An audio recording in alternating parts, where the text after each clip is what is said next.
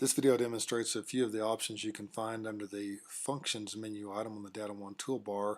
The first one I'm going to cover is this one called Left VLOOKUP. By clicking on this icon, I now have a Left VLOOKUP function in my user defined. I'll click on that to show you it's right there.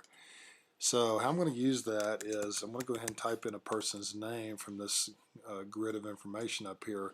Normally when you're going down through and looking for something, you can only pull things either from that column or to the right of that column, but the Left VLOOKUP allows you to pull items to the left of that column.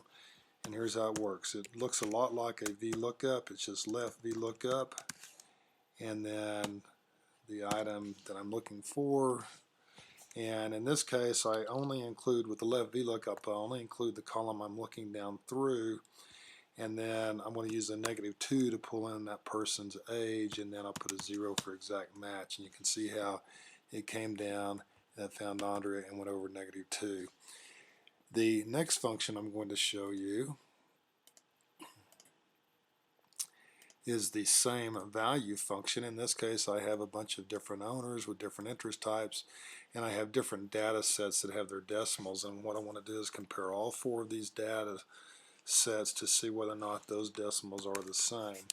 So again, I'll go to the word functions and I'll add the same value function to this workbook, and then I'll use that function, and it just takes an argument of ranges and it returns a true or false, telling me whether or not those are equal. And after I do that, I can sort off of this column G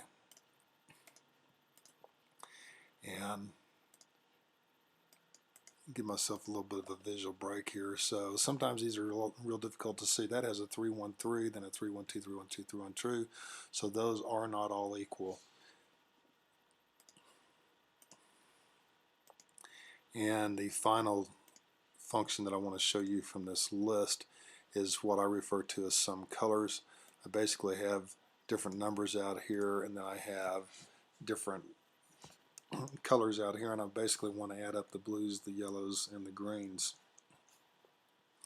So I don't actually remember whether or not I added that. Doesn't look like I did, so I'll go ahead and go to functions and add function sum colors to active workbook.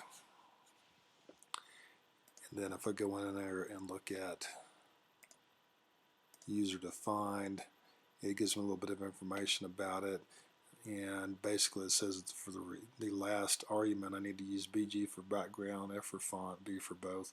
So I'm going to be using BG for background equals sum colors, and I'll go ahead and define a range, and I'm not going to go wild with this. I'm just going to define the range that I need, and then my pattern range is in cell E6, and then BG for background.